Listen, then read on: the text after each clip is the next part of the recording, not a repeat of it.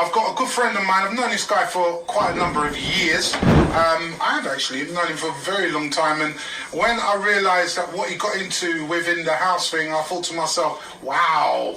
Do you know what I mean? But ladies and gentlemen, I'm going to now I'm going to let him introduce himself. His name is... It's Boris, also known as Antonio Pascal. Did you hear that? Boris, known as Antonio Pascal. This is all about your life.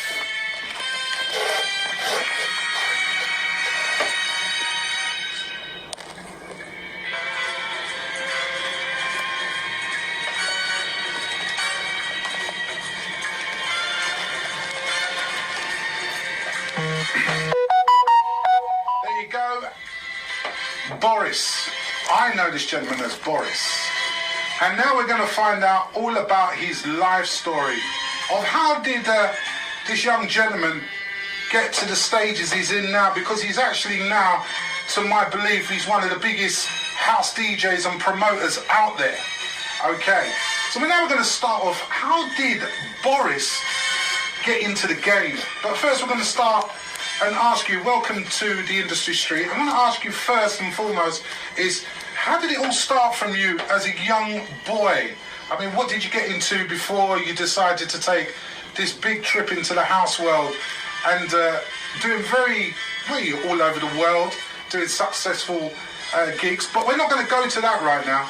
We're going to go now to how did life start from you as a young boy? What type of young boy were you? I mean, where did you come from? I mean, what were your parents? Not in that way, but where were your parents? What type of people were they? Were they strict and stuff like that? So I'll hand it over to you. Give us a little bit about your background. Well, where do I start? It is a long story. From a very early age, I think, my age is 53, so I know I look young and think, but still, I'm 53, so, the black people coming over from like, my mum's from Trinidad, the people coming over from then, it was like, we was all in one room. I don't know if the older lot can kind of relate to that, when there's about 5 of us in one bedroom and we had the paraffin heater and, We all remember the paraffin heater. So it was kind of like that, and my dad's from Dominica, so it was all of us in one bedroom. So, times was hard, there's a lot of racism about, times was hard, and going to school, my mum and dad were very poor, so that made me poor as well, didn't it? So, it's like going to school with the patches on your trousers, those days, and you're seeing all the white folks all kind of looking trash and thinking, sometimes I'm thinking, I wish I was white, why can't I have white parents? I don't know, all things was going through my head, but it was hard, and there was a lot, our parents disciplined us a lot differently from, I think the normal white folk, so we had it hard. So you used to get beatings as well, right? I'll say it like that, we used to get the licks. Were you a troublesome lad? I would say I was a troubled person throughout, if that makes any sense, mindset, physical, everything. I was trouble. I was a handful from start. Still am, but I love it today, whereas them times, the emotions was flying high. You don't know what you're doing when you're a child. All I know is that I was an unhappy child. These was the early ages, mum and dad split up, so my mum was on her own, really. You got brothers and sisters? Yeah, I've got brothers. I've got 2 brothers, 2 sisters, so there's 5 of us, but there's kind of, I don't know how, in nowadays, I don't know whether you call it as half brothers, half sisters, but you get what I mean. I've got 2, I've got brothers and sisters, 3 of us from the same mum. So, right. Yeah, that seems a bit more easier. So going through problems with school, mum split up with dad, there's a lot of... Did that affect you with, as you say, from school, being that mum and dad split up and that, did it affect your schooling at all, anything like that? I did. It did, because we was on the move a lot. We was unsettled. Mum was working hard, she had 2 jobs, so, there wasn't much of a family life.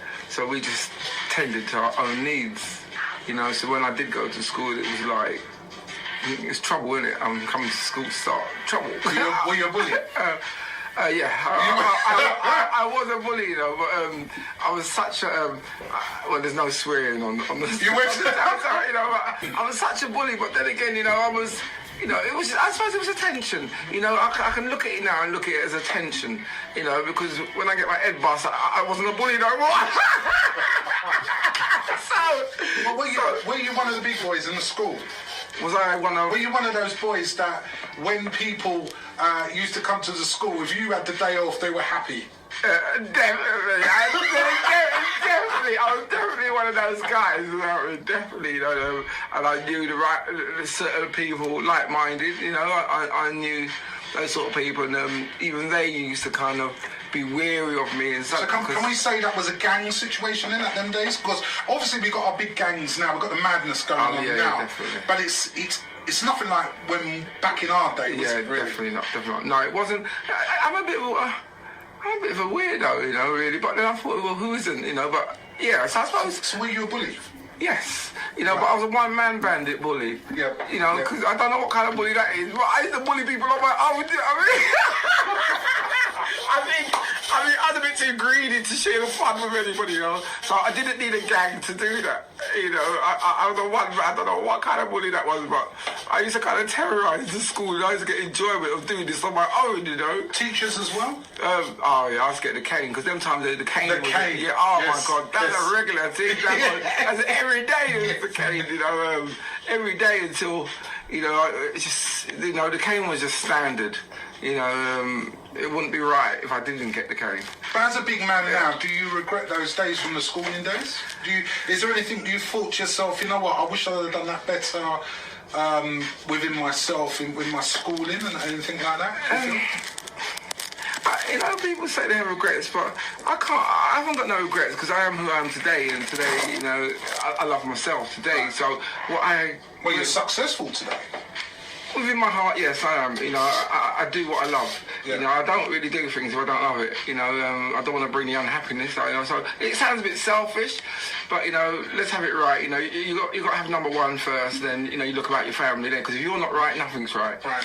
You know, that's why I look at it. But you know, sorry, what was the question? So well, obviously we went into were you a bully, and then we went into. I want to ask you now: is from leaving school. Yeah, from leaving school now, what did you do then? What did you want to build? I mean, when you're in school, what did you want to build up to be doing? What did I want to build?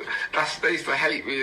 All I wanted to do is build speaker boxes, you know, because at an early age, you know, I was into sound systems. Here we go now.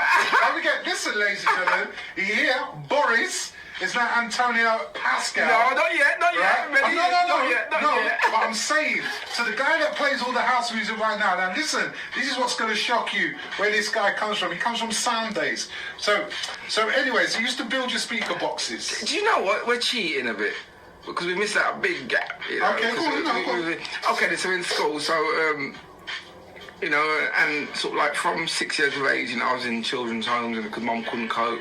Right. You know, mum was single parent, so we like that. So, you know, from a very early age, I've kind of learned to live amongst people now. They grow, you know, because you don't know who's growing in children. You don't know who's. Okay, so for that statement there, would you say, which I think you did sort of say, would you say you were a problem child then?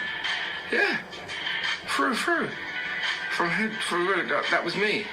You might as well take my hands and say problems because it was problems in every angle. Right. You know, like I said, you know, at 6 years of age, you know, we started going into children's homes. So obviously we're experiencing life differently than the normal child at 6 years of age.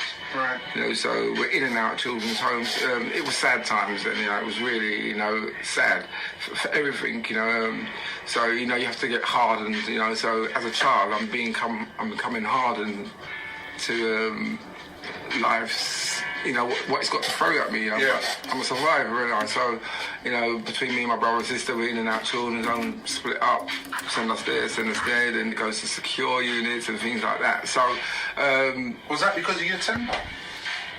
I didn't have a temper. everything was planned, premeditated. That's what made it dangerous. Kind of. I didn't have a temper. I'd shout and we'd get angry like normal people do, but I was never one to quickly fly off the handle. Everything's thought about. In the moment we all can get angry. Yes. But in general, I wasn't this guy, because we've got a lot of schizophrenia around us and we don't even know it, but I wasn't this guy where I could just fly off the handle. No, take it back, I was that guy. I was, but it was always, it wasn't like... So you were known to have a rep, basically. Yeah, but I wasn't like when I would go red and see, so it wasn't premeditated, it was like calculated, it's just you're in that no care mode. I don't know if you ever, when you just don't care, so you just do. If I want to hit you, I just hit you. It's not because I'm angry or I'm seeing red, it's because I'm just not caring. So what would you say was your sort of medication towards this? Was it, because obviously it was music. Was it music that calmed you down? I listened to, at 6 years of age, I remember listening to the grandma, listening to John Holt. We used to play that over and over. We broke the needle, you get them. Oh my God! I think we broke the needle, and we would get a pin and we'll bend it in the shape of, Gerard Dex. Yes. And we used to bend the needle. You read that Gerard Dex, yeah? So Mum wouldn't know that the Dex broke, and we'll put it in it. It made some sort of noise. It made some sort of noise. But in them days, right? It was about kind of listening to John Holt, and that used to soothe me. I can remember at 6, that used to soothe me. It used to keep me stable. John Holt all the time. John Holt all day long. All day long, all night long. John Holt. Listen, Boris, a.k.a. the one and only Mr. Antonio Pascal, got a long story to talk about, and we'll be doing that when we come back from the break, because we're talking about John Holt. Now, I know this gentleman more for sound systems. We're going to talk more, and we're going to get to the rest of the story when we come back after these. www.realdealnetwork.co.uk. Now, Antonio Pascal, we were talking about him getting into the, to say the music field where he used to just like listening to John Holt and people like that inspired him to go through a long journey. But before that, before we go deeper into that, he also had a situation, we're going to go back a tiny bit, because it was a situation that you were caught up in a fire as well, isn't that right? Yeah, this was at the age of 2. Like I said, I think, it was in a flat, I think it was in Putney, it was all in a small flat. I think my mum was in the bath, to my knowledge, and, I was the one playing with the heat. I think it was electrical. I think it was them electric fires, when they got the bars, the wire bars. Yeah. At the age of 2, yeah. So there was nobody in the room at the time when this happened, or? It was in the room, but I suppose, I think my mum was in the bath, and, my sister was sleeping, and my brother was somewhere else in the house, and it was me playing with the fire, and before we knew it, with the fire, but you were young as well. Yeah. And then again, people would say, you remember we used to have the guards that protected those fires as well at those times as well. So you didn't have one of those there? No, because I suppose safeguarding issues in them days was second to none. You just didn't think, did you? Because look at paraffin. I think we wouldn't dream of having one of them in our house with children around. But it was hard, wasn't it? So you couldn't afford boilers and central heating. Right.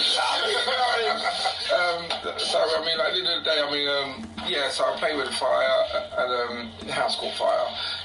Before we knew it, there's my mum rushing around with a towel because she was in the bath, and us kids, running around while we're young. So what do we know? Yes, we got burned. It was terrible. I think I spent about 9 months in hospital. Wow. Straight or bits and pieces? In hospital for 9 months. Wow. So it was a long time. So I think those. So in days you couldn't have got any compensation or anything for that? How long are we talking? 50 odd years. That's what I'm saying. 50 odd years ago, So compensation. It wasn't a fault, was it? It was an accident. I don't think the black people was looked upon No, I didn't. Right. So it caused a lot of upset really. Who did you blame for it when you got older, when you recognised what happened? Did you blame anyone? It's weird, because even though, obviously, you're definitely scarred, physically and mentally, yeah. I don't know, I couldn't put labels to feelings and blame. I didn't know it was anything about blame until I got big and I realised this is blame. You just go through life for what it is, and what I realised is that there was a lot of blame there. But later on, as my story goes, I will get into that bit, but them times that you just crack on, there was a lot of things happening in and out of families, the kids getting raped and blah blah. There's a lot of things happening in children's homes as well. Because I can only talk about my story.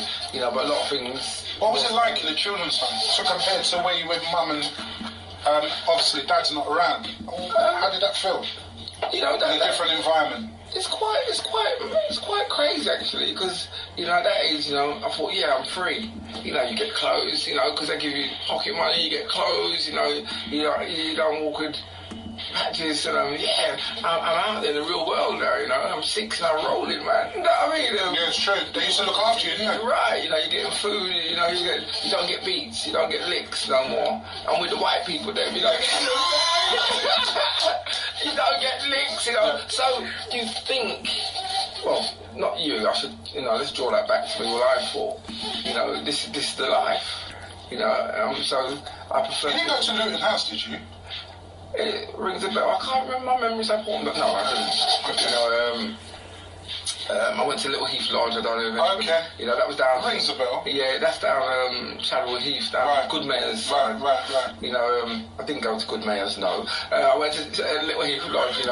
Down the road from the psychiatric unit. But them days, when I look at it. So did they put you as disturbed child? Because that's what they used to call us, disturbed children. It wasn't said it in those forms, but it was in that angle. Yeah, let's have it right. I'm well disturbed. Well, I am. Right. There's kind of no love there. There's no. It's just. Do you feel love now? Yes. Right. Well, I understand love, or whatever you want to call it. Because people's terminology of love is all different. But I understand. There's feelings there, right? Whereas before you just walk around having all these emotions and you just act out on them. You don't know. You can't put it together, can you? I'm young, because your mum will say, why can't you behave yourself? Well, I am behaving. Would you have called yourself the black sheep of the family? No, I never looked at. I've always looked at myself. This may sound too big-headed or whatever. Whatever issues I went through, I always looked at myself as the special one. I always knew. There's something about me. I'm not saying that I'm special, different more than anybody, but everybody's special. In their own way. It's just for you to find that, isn't it? Really. Right. But I knew there was something about me. I knew. I knew. Sorry, I'm not playing with my phone. I'm just trying to include people because we're inclusive rather than exclusive. Yes. Do you want to do my phone? You want to do my business? Man's going to do my business. No, I'll do it. Thank you. I'll just distracted. Sorry, what was the question? Sorry, I'm very easily distracted. Are you easily distracted? Yes, of course I am. Right. I'm inquisitive. I'm very inquisitive. I like to know how things work, and I'm argumentative too. But I'll only argue things I know. I won't argue if I don't know something. That's got to stay quiet because I need to learn, don't I? Yes. We all do. Right. Yeah. Definitely. And we're still learning. Definitely, big time. So. Now, when you got into liking John Holt, carry on from that part of it, because obviously we spoke about when the tragic accident happened. But when we get into the John Holt situation now, carry on that story, John Holt. John Holt. Liking the music, because I know you as a reggae man. Yes. And I was very shocked when I heard this name come about. But we're going to get into that later on. But tell us more about the John Holt John Holt. As you're sitting there speaking and saying John Holt, you know, I can say that he was probably my saviour, one of my saviours. That was my time out, you know, because I'm going to say it as it is, because I've never spoke about, never, so you're drawing that at me, I've never, you know, because it's trauma, let's have it right, you know, trauma, separations, the beatings, the fire, you know, I'm between the ages of 6 and 10, so I'm a troubled child. So when I used to listen to John Holt, you know, this is strange now. Used to relax you. You know, I never used to tell people, I've never told people about this part of my life, so you're getting it fresh. Me and my brother, remember, we used to rock. So when you used to put John Holt on, we used to kind of rock backwards and forwards for hours and hours, just listening to, you know, that's when Mum used to be at work. You know, we don't know why we used to rock. Mum used to say we used to have a little rocking horse, but I don't know, but that was our comfort, listening to John Holt and rocking, backwards and forwards, hours and hours and hours. You know, Mum's at work, because Mum has to put food on the table, Mum has to roof over our head, and back then, it was like, she had 2 jobs, morning and night. Yeah. So you could understand, Dad's not here, you know, so who's looking after us?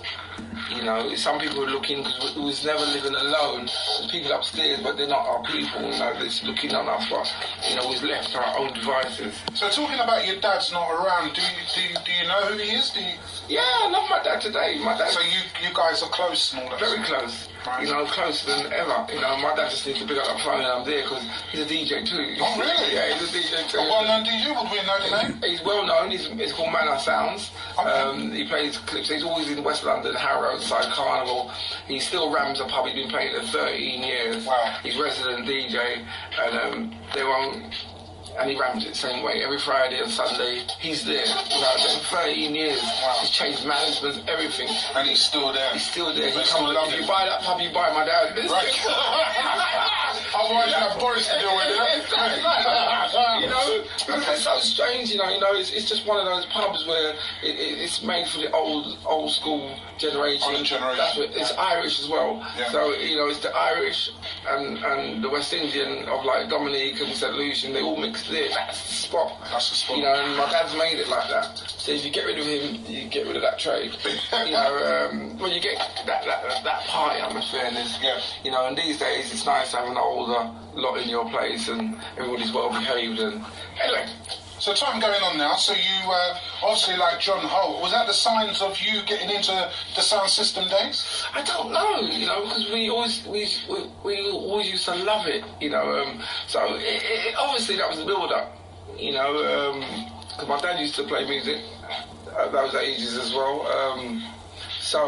Did you used to go out with your dad and that as well and see that, or you didn't have that connection at that particular time? It was later on in your life you got the connection with your dad. Very early on, they used to have parties, you know, because we all used to live in a big house, but we used to have bedrooms where there used to be 5 of us.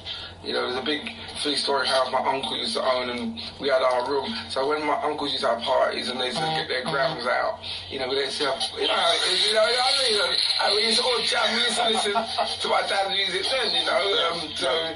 But he wasn't a DJ as such, but he always used to play music on his gram, you know. So, I mean... So what gave you the stepping stone then, in the music? Because I remember one particular place you used to do. Right. Does everybody remember Sprouse and Muse? Oh my God. Not even I remember it. Yes, I remember that. That was with Chappie, wasn't it? With Chappie Dread, you used to do some blues parties. Yeah, but that went, I suppose that come to the later part of my reggae days, you know, as such as following sound system, you know, because I suppose, yeah, I'd say, you know, moving on to about 11, 12, you know, I was in and out of children's homes, you know, I used to play music, I used to make my own speaker boxes, because, you know, nothing would settle me, you know, you know, I wasn't settled in school, I never learnt nothing really, you know, all I wanted to do was just listen to music, you know, and I started building my own speaker boxes. I'd have the tiniest speaker, you know, you can fit in your hand, but the speaker box must be the size of this room, you know what I mean? with the They were little the thing. wardrobe ones. Yeah, they were the massive ones. Okay, definitely. And then I was always into it. And while Mum was out working, there was sound systems. I used to follow sound systems now, like King Original. King Original was one of the local ones, wasn't yeah, it? King Original. Very big as well. Right. So we started following sounds like that. Because that's at 12, 13. My good mate Nash. He helped me tell me my story because I forgot everything.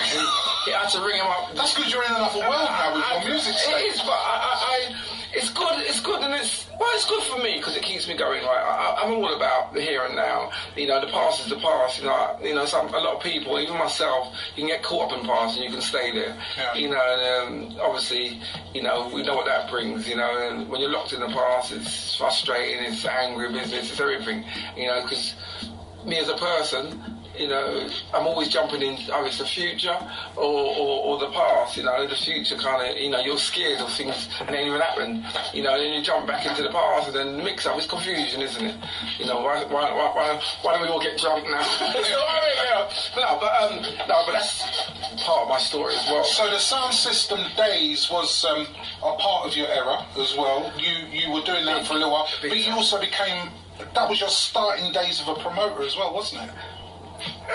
Were you supporting events like blues parties and that? Yeah, but we stayed with, obviously we had to get the training, and take my hat off to King Original, Chappie Dread, Nash, my people at that time, because we had to go through certain training, and it was Nash who kind of brought me along and said, why don't we go here, and go there, started following the sound, started watching, and I'm fascinated by it because I'm into it. What fascinated you about the sound system?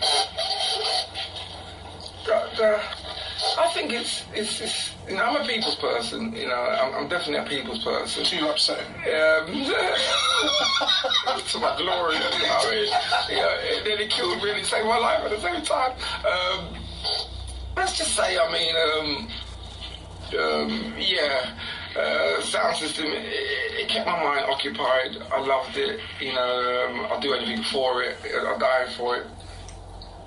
It's my missus, really. No, I'm joking. But I had to put a lot of sacrifices on that burner, with the children. Obviously, I was in my own way. Obviously, the children suffered. You got kids as well, right? I've got children as well. I've got 3 children. Right. And there was struggles around them. I'll go into that part because that's at a later age. Yeah. So at 13,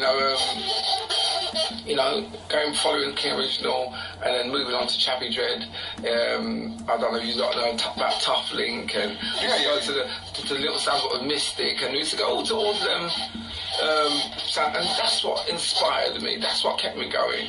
And I lived for sound system. Everything else comes second. And then as I got older, 16, 18, I wanted my own sound system. But all the way up to 16, 18, there was the trouble me as well. Let's not get twisted. I'm troubled, so I'm in and out of ball stalls, detention centres. We'll talk about that. Because you've done a little bit of Bird as well. Yes. We'll talk about that. You want to know everything, innit? You cannot have my credit card details. Because I know that's what it's leading up to. Kiss your passport.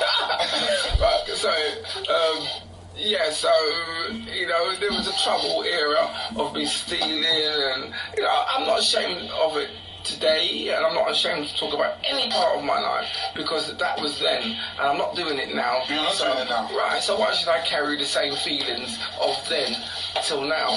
I'm not living in the past. It was hard.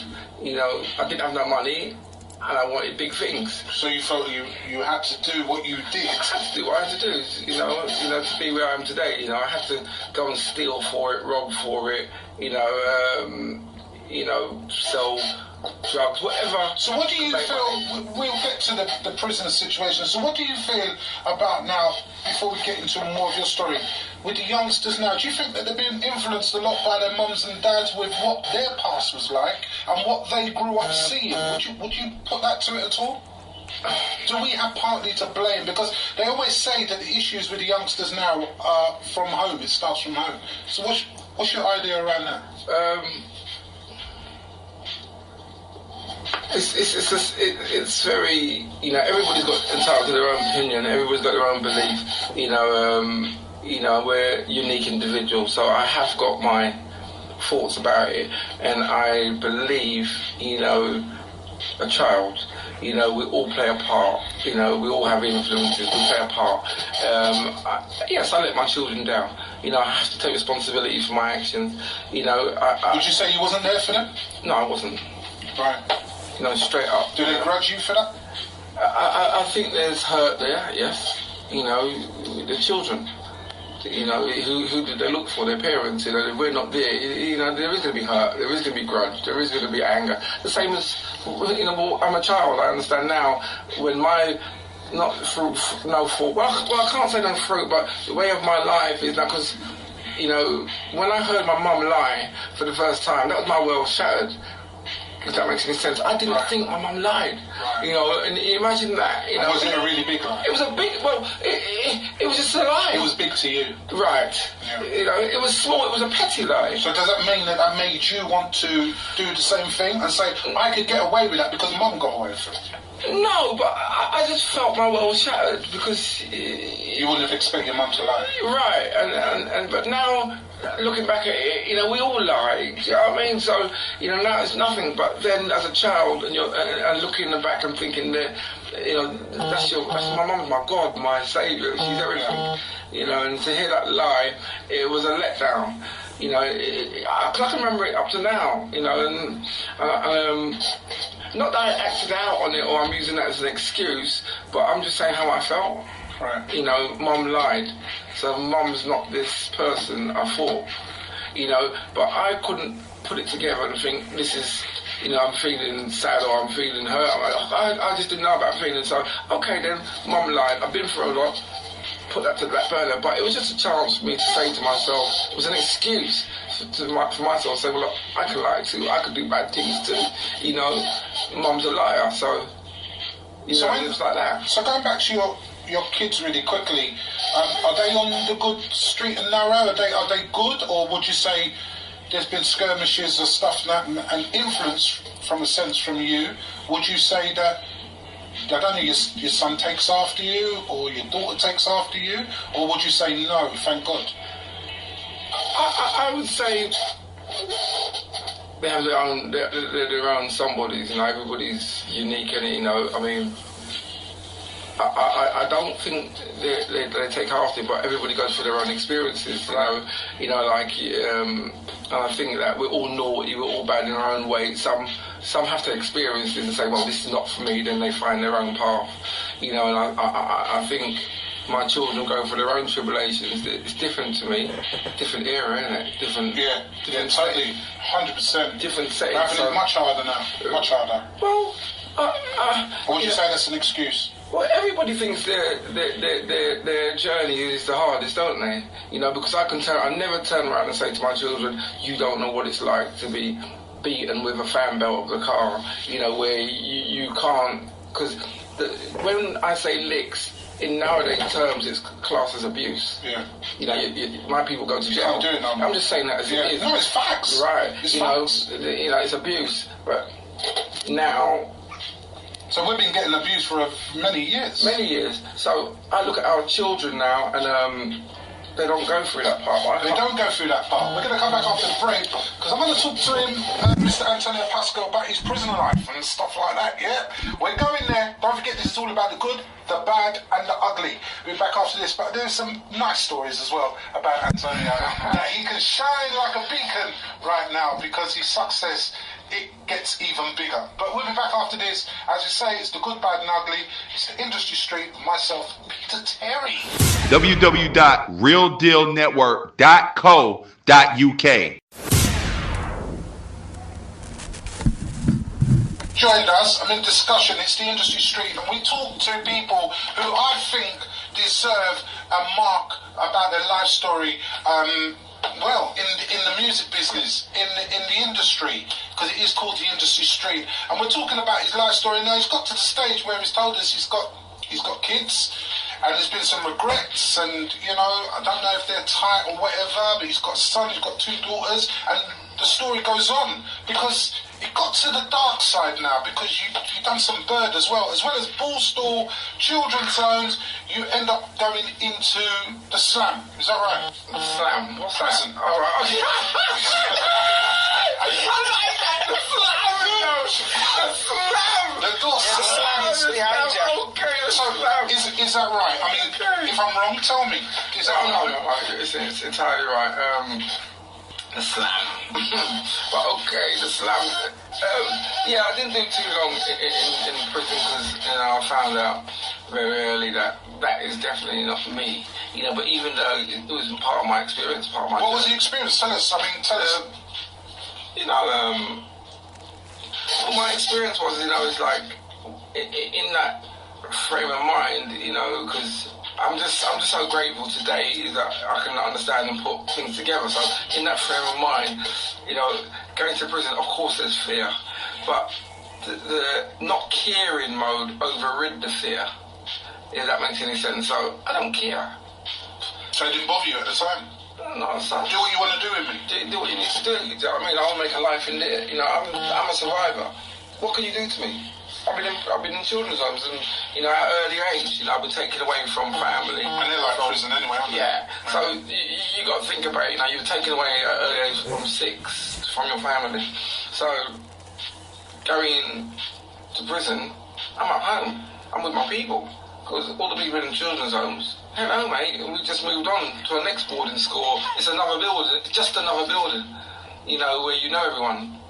So it's weird, isn't it? Where the fear is there, but when you go there, in and out of children's homes, you meet people, don't you? And and they're going the same path as you. That's my family. Children's homes, prisons, and institutions. So you say realistically, we're going back to this stage as what they're saying today, stereotype. I don't know if it's a stereotype, might be, but you didn't have no role model around you. No. Do you think that's what the biggest mistake was?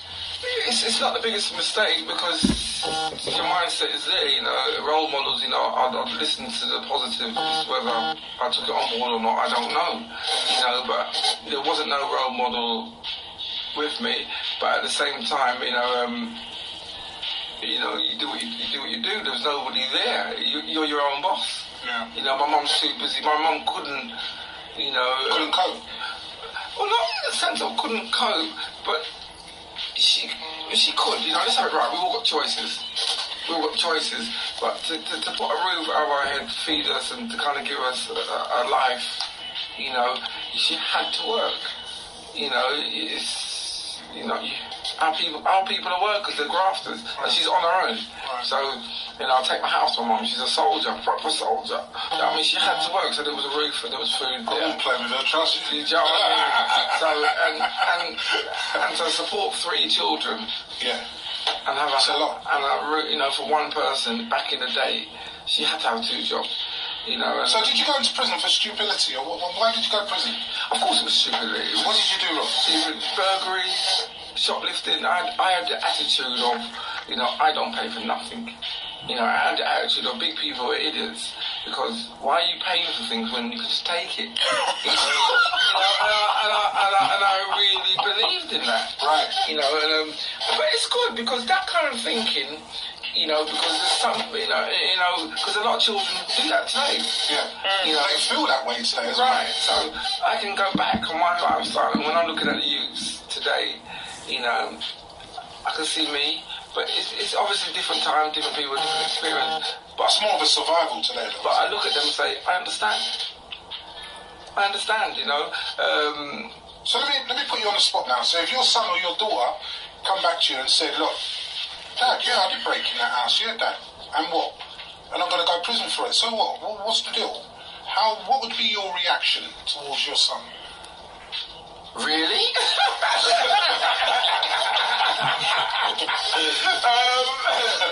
I'm not joking. It would be probably that, really? Because he's not that character.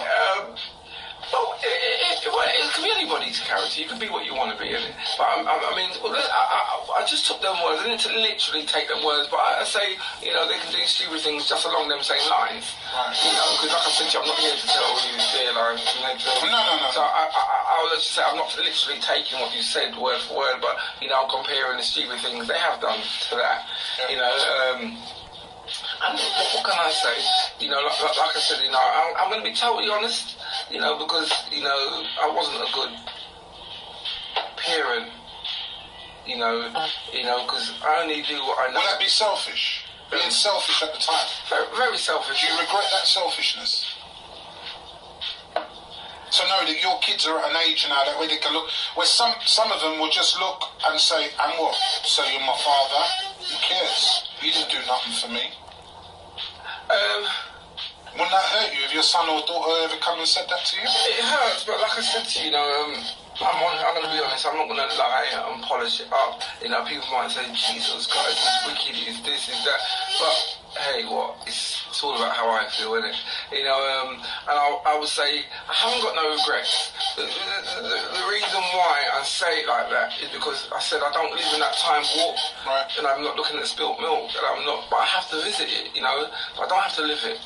You know, because I know where that takes my head when you start living in that kind of guilty feeling. Like, you know, it was what it was. I am who I am. You know, we are made to be who we are. You know, we can change little things. You know, but at the same time, you know, I can be the 9 till 5 guy, goes to work and blah blah, come home, put the slippers on, have a cup of tea and sit down there. But am I happy? No. Right. You know, and sometimes you have to sacrifice yourself for your children, but I never had that attitude, and that's instilled in me. Is that realistically because you never had that as an individual yourself? Well, I look at it, and I did have it really, because my mum sacrificed herself for her children. Yeah. You know, but I look at my mum, and I love my mum to bits, and I have to give But her... obviously the father role is very important, isn't it? Very important. You know, it takes two. You know, you can't just... You know, it takes two. Both of them make the kids, both of them should have equal input in the child growing up and whatever. But, you know, with my mum I take my hat off, because I'm not being funny. What my mum did for her kids, not that I couldn't do it, but I wouldn't do it. You know, my mum's a very strong woman. I don't, you know, I'm not that type of person, because she's got strength. She's amazing. Would you say it's patience? It's not patience. You have a lot of patience, isn't it? It's not, because you got to look at it. You know, she come over here, she just worked. She never had a life. Yeah. You know, and she never had the time to say even have a proper relationship. Work. So she doesn't know what a proper relationship is. Right. So I see certain things and it's sad, you know, but what gives me a bit of hope and faith is like, well, if she doesn't understand, she won't have those feelings. Yeah. Because if she did understand, you know, and when we look, because we understand things differently, and we look in on other people's eyes, we say, how sad, how this, how that. But if they're not haven't got that understanding, you know, they won't feel what we feel or perceive it. So, but I see it differently, and it's sad. So, my mum put her neck on the line for me, the things she done. I wouldn't have a job 24 hours and put a roof over it and just work for the kids. I don't think I could do that, and I'm being honest. I don't think there's a lot of people could do that. Our people is cut from a different cloth. Yeah. You know, don't get me wrong, we all die for our kids, we all do the, but who would work 24 hours and sacrifice your kids just to have a roof? Yeah. You know, a lot of people wouldn't do it. Well, I know a lot of people wouldn't do it because they wouldn't have a job. Yeah. Because who can work 24/7s? Yeah. But then you're sacrificing your child, but you don't know it.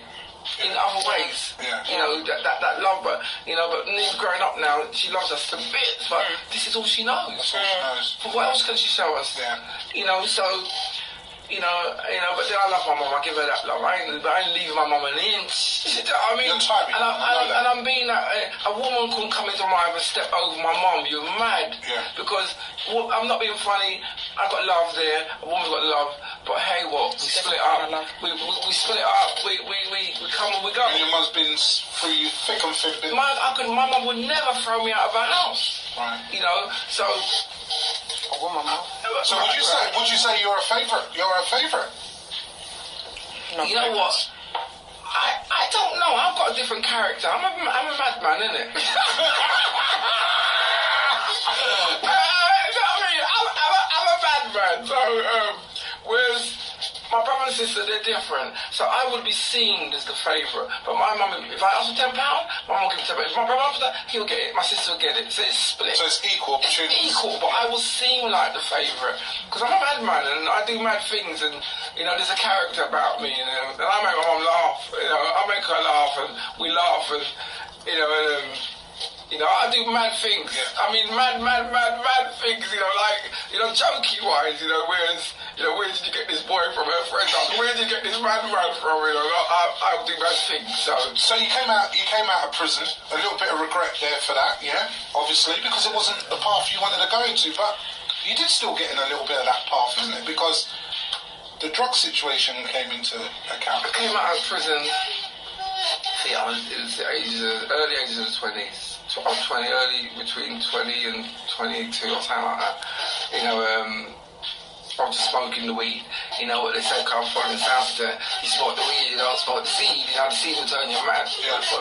What load of cops swallow for. You know, but this is my perception. You know, I'm not throwing my beliefs on anybody else. But you know, so I just carried on smoking the weed about. But then I think in the reggae dances now, you know, they were troubled dancers as well in them days, because like the bad side or the gunman or that became kind of my role. That's what I started to look up to. They were your role models? Not my role models, but I tend to lean on that side. Not that I became that person. Well, can I ask you something? Because this is very important, and I think you're the ideal person to ask this question.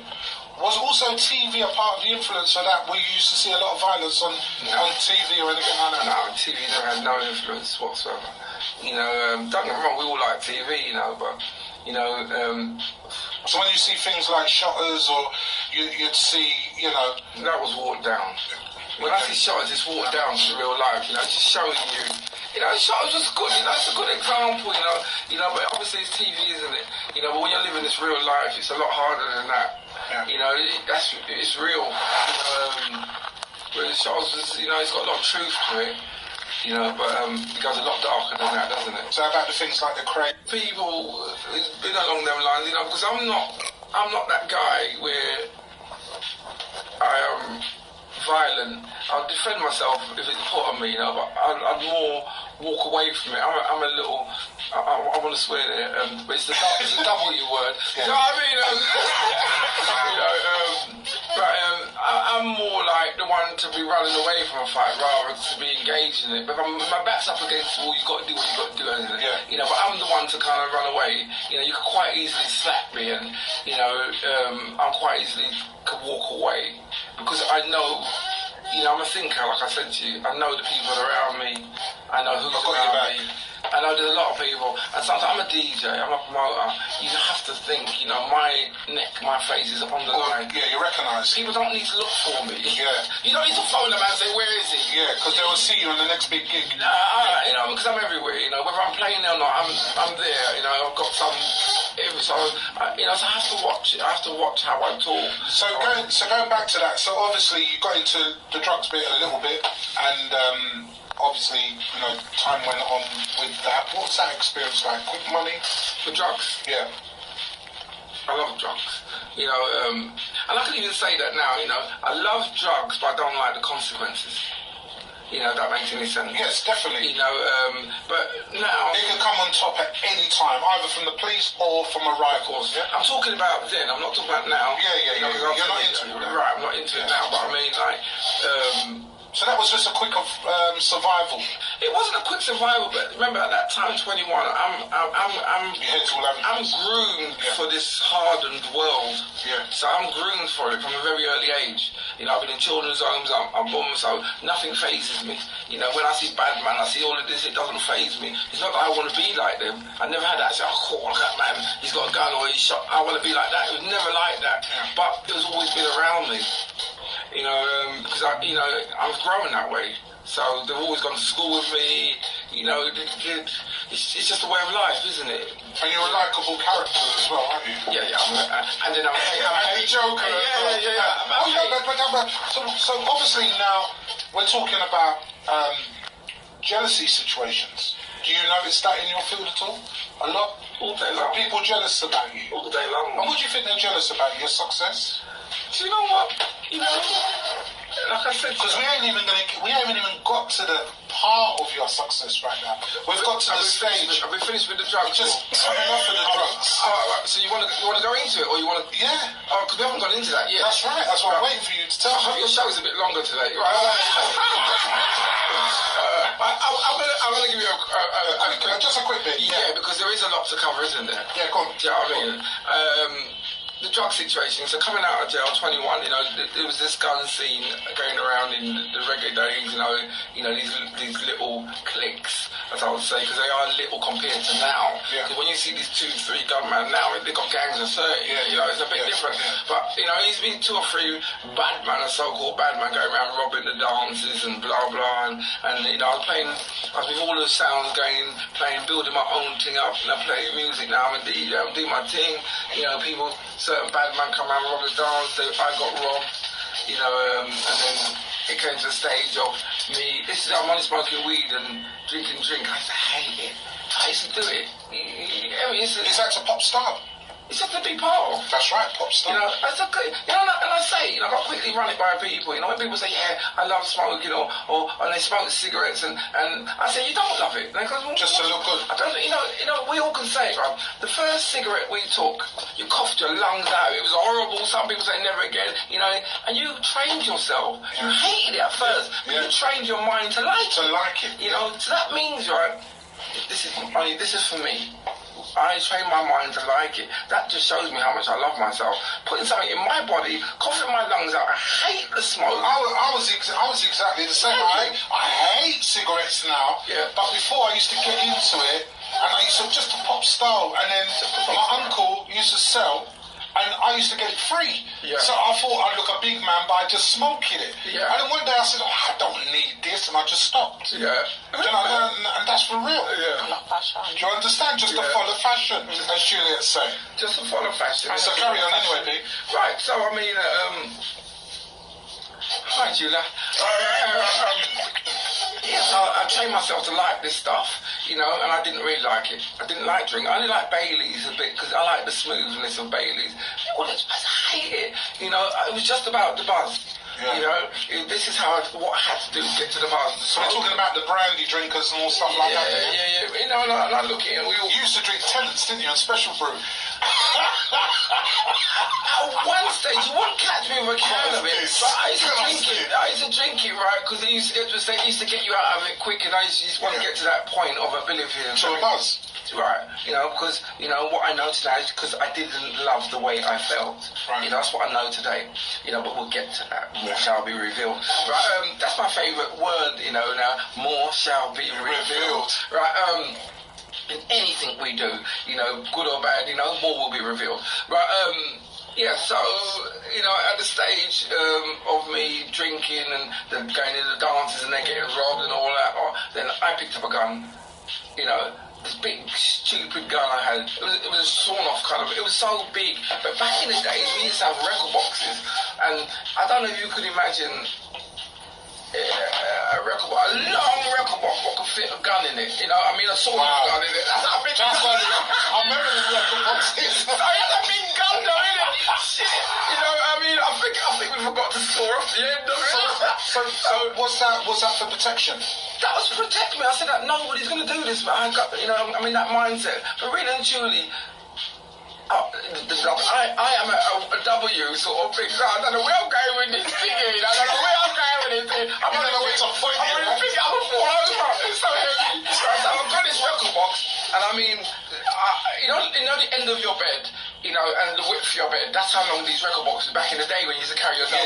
The record boxes used to take two of us to carry it. So I made a little cut-out thing, so the gun will go in there. Then, so a man comes to me, right, I'll throw all my records out in the middle of the dance, right, I'll lift up the lid, right, and I'll throw out my big gun in it. you know how long, I'm looking back at it now, right? And I'm killing myself laughing. Do you know how long it took me to make this thing? I've been dead by the time I got it out.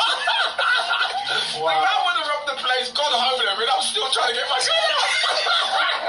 So, you know, it's madness. So my mum saw me doing this. One day, so I'm going to this dance now. My mum goes to me, what are you doing? She goes, what are you doing? Yeah, if anybody comes and they test, you know, I'm just protecting myself. And my mum said one word, do you have to do this? Because of course I love my music. She goes, if you have to do this, I don't think you should be going to these places. Yeah. Do you know what? And that's a big realisation. You know, that was such a big realisation in that point in my life that I don't need to be here. These people are horrible. I mean, just in general, you know, the whole scenario of it, you know, don't get me wrong, you got lovely people, because it's the minority, let's have it right, it's the minority what spoil our parties, it's not the majority. You got a few upset, a few people what not loving themselves, and they just want us to be like them. But anyway, that's a long story as well. Is that what you'd say? They don't love themselves? Of course they don't. You know, for you to come to a dance and ruin people's happiness, it's because you're not happy with yourself. True. So you just want other people to go through what you're going through, and you don't know any better. Yeah. All it is you're not in touch with your feelings, you're not in touch with what you're going through, and, you know, because it's quite selfish as well. I'm feeling this way, so I'll make the world owes me, you know, and you got a lot of, and I wasn't to that degree that gone that far, but I understand, because in my own little way, because some people, when they're going through trauma, they turn it outwards, and some people turn it inwards. So I was one of these people who turned it inwards, you know, killing myself with the drugs, you know, and after this I left. Now we're getting into it now. Go on, son. Right, so I mean, the scene is like madness about me, but I love it. Right, so we're coming out the reggae days now, because, you know, I agreed with my mum, I don't need to be there. You know, I believe in my heart I need to be with people differently. We've got 1 minute. Yeah, go on. Right, we've got 1 minute. Right, okay, right, so, so I switched over with music. I listened to my mum, switched over with... And then you got into the house music. House music. We're going to talk about that. You stay exactly where... House music. You guys join us back on Facebook, you know, because we've got house music. Loads to talk about. So stay tuned. House music. We're going to talk about the house music. Antonio Pascal. I'm going to cut it off absolutely and bring you back in. Telling you about his whole life story. Okay. We've got to the stage now. We've done all the dance, so boom, boom, and wind up your ears. And right now. If you see Peter winding up his waist. At this time now. It's big waist, you know.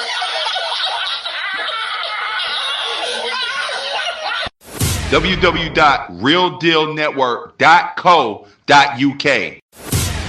Gone over to the house music scene on the back of, you know, I've had enough of the going. Not. I've got your glasses on. I'm with you. Where they've gone to. Oh shit! I wanted his glasses. Oh my god! Because I forgot mine at home, so I just snatched. You was looking very intelligent. You must think I'm a nuts up. I love Wow. Here's another. Anyway, go on. Sorry, I just can't get over those glasses. Right, so yeah. Could you see there? Yeah, I can see better without them, but it's only because when I'm reading close up, I can't. So you see better with it? With them when I'm up close up. Okay, then, yeah. So,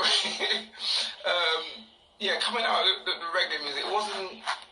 You know, I have love for music, you know, but I can't condone or I don't appreciate when that gets troubled in the sense of people coming in, robbing good people, you know, it is the minority, and you enjoy, and it just puts you off, doesn't it? In any party you're in, you know, if somebody disrupts your space, you know, you have second thought, shall I come back here or shall I not? You know, but I realised this was happening, you had troubled souls throughout reggae coming through. So I thought, I don't need to carry a gun, I can go somewhere else. So I forgot, you know, who took me to my first house party or whatever, but it wasn't a house, it was like jungle and garage back then, you know, and I used to listen to people like Richie Fingers and people like this in AWOL, I don't know if it was Paradise Club. Yeah. You know, so was that in, that was down in Paddington? No, that was Islington. And that was in Islington? Okay, because I know there was one in Paddington. There's been a few spots, and I went and started listening to house. It was jungle, first house and jungle I used to listen to, and then garage and jungle, and garage was my love at that time. You know, Richard Fingers was my favourite DJ, Norris the Boss Windross, all those sort of people. You know, and I was following that for a while. Then my good mate Nash, who I used to move with, you know, I said to him one day, you know, there's this rave we could all go to, and there's these ecstasy tablets, you know. Trust me, just take one of these, you know, and we're made, you know. And the buzz was high. Oh, the buzz was totally different. Was it Moorish? It was Moorish, but it brought out the good side of you rather than, cause you know, you got these horrible drunks, you got nice drunks, you got different type of drunks. It puts different people in different frames of mind. But these, we're not condoning you must take drugs. That is a no-no. But you won't find those drugs today. Right. Those drugs are done. They used to be called love though. You know, right. So or Dennis the Menaces. People will know these back in the day. You know, when there was convoys of going to these big raves and things like that, and you know, I got the back end of it, but I just got in there just in time. You know, I took one of these pills and I was found. You know when you think to yourself, this is me. You know, and it was literally like that. This is me. But I'm a sound man. You know, so I got ideas. You know, so I didn't just say one day, right, forget reggae music, I'm a house man now, this is what I'm going to do. It wasn't like that. You know, I laid off the scene. It felt a bit lonely because this is what I'm used to doing most of my life, sound music. So there was a gap. You know, there's a void there now because I've taken the love of my life and I've chosen not to do that love of the life. So with my friend, as we're going to these parties, lovely people. It was mixed cultured, very mixed. You know, white, blacks, Chinese. Did that seem different to you, being that you've been to all these reggae dances? Very different. You know, it's different culture, different way you present yourself in parties. Not putting it down because, like I say, it's different cultures. Yeah. You do what you know, because I love reggae music. I still do. You know, but, you know, obviously, you know, where I was and where I choose to put myself, you know, I was unhappy, so I moved with unhappy people. you know, that's where it was, and unhappy souls. You know, and so yes, I've moved over now. You know, and everybody's happy. Black, white, doesn't matter. Everybody's mixing. And that was nothing just to do with the drugs. It wasn't just that. It was a good vibe, good feeling, and everybody just felt like this is a lovely place to be. Definitely, because I had the attitude of, you know, like, because when you're into reggae music and you hear the wrong type of house music. Aggression. And you know, like you're in reggae music and then you hear a bit of trance. And you see all these white guys. It's all love. And they say, you know, I don't know if this is swearing, but then, I don't even know if it's swearing, but it is what it is. And you say, jump at him, man. Yeah. You understand? Because they all love that, they're all hugging, and it's not that way. You know, now I know it's not that way. It's the vibe of the music. Right, it's just people, and we all love each other. So, you know, man hug man, woman hug woman. It's not that. So I used to see that and think, that's my music, and keep away from the devil music, that. And, you know, and it was we confirm that as gay music. Yes. Right, but it is gay music, but, you know, but that's my mentality in them days. It's not putting nothing against, but I'm not into that, you know what I mean? So, when coming out of reggae music and exploring what type of music, you know, because it was the type, you got all different type of, like, you got all different type of reggae music. Yeah. You got bashment, you got this, and it's all reggae, it comes out, it's all reggae. Yeah. Just different. Different speeds. Right, different same house, because there's certain house dance you can catch me dead in. Yeah. You know, but my house music I listen to is more me, a bit of vocal, you know, a bit of soulful. I love. That's what I love soulful and I love Afro. That's me. And that's you, isn't it? That is me. Yeah. You know, so going through that now, and everybody, black, white, we all love each other. That's where I want to be. You know, there wasn't nobody coming with guns. But you took it to another level though, because how did you become a DJ? Well, this is what I'm going to. So now in my head, I'm a sound man. So I'm coming to all these raves and all that. Then we was lining up to go Ministry, all the big clubs, and I said to myself, and we're in the queue. Sometimes the picker, he used to pick people. He'd walk along the line and say, "No, I don't want you in there. I don't want you in there." He's gay. Right. So he's gay. So as soon as he looked at me and my brethren and that, like, he said, you've got him coming in, right? And then obviously man's got big security around him and everything, so in your You mind, couldn't do nothing. yeah, in your mind, it's not some idiot here, talking to you, so okay then, so gone away now, come back the week after, same thing, you ain't coming back in there.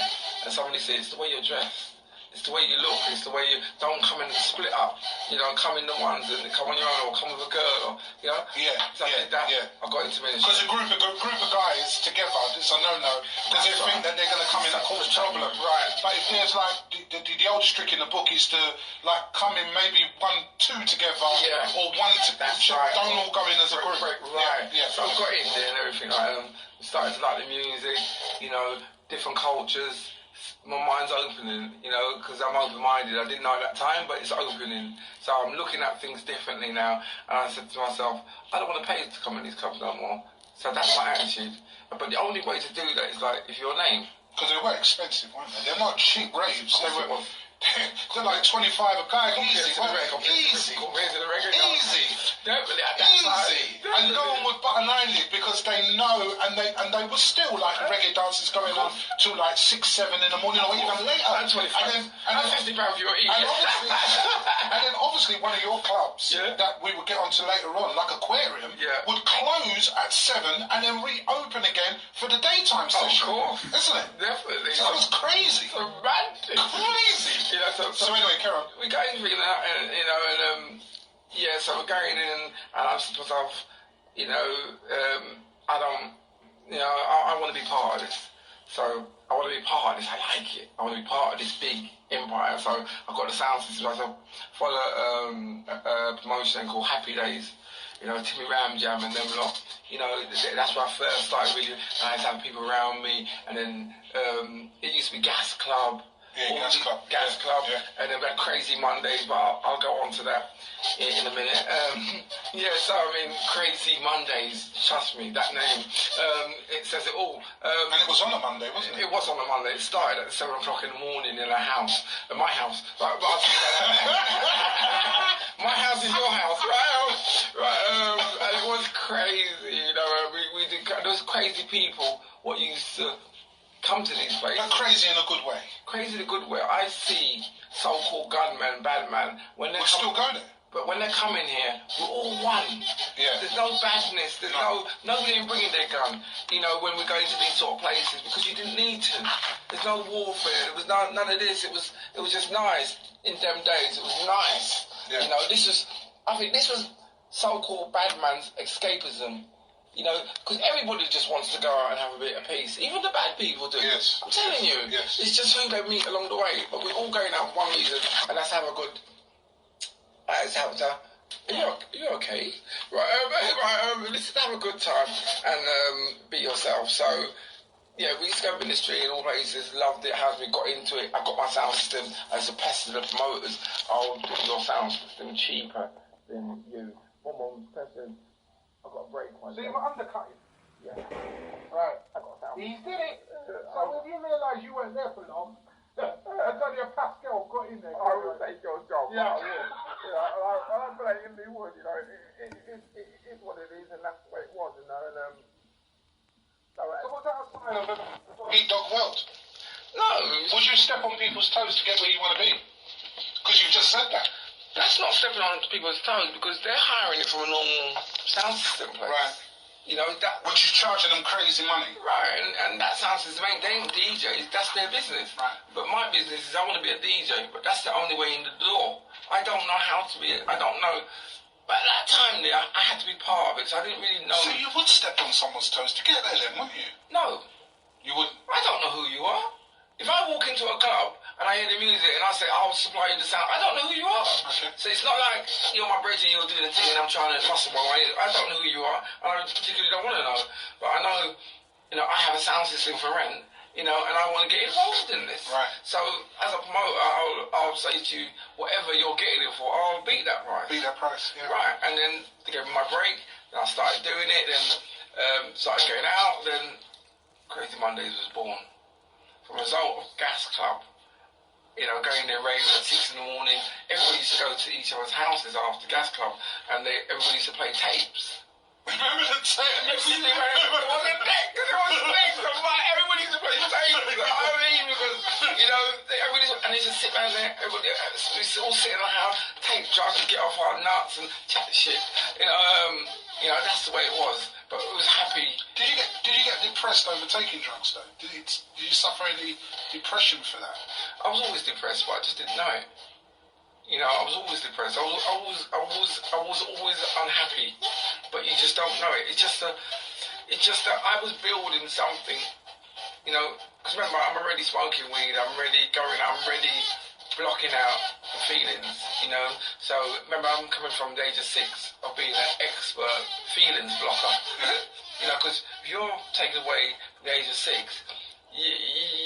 If you're not blocking it out, it'll be painful, wouldn't it? Yeah. Even though it's painful and such, but I can block most of the stuff out, you know, and get in my own zone, you know, just go through what I have to go through from the age of 6, you know, because, you know, it's trauma. Well, you can say from the age of 2, it's been trauma, 5 years, being away at 9 months in hospital, children's homes at 6, then 12, you graduate and go to a bigger children's home. Would you say you've got over that now, or would you say it still plays on your brain?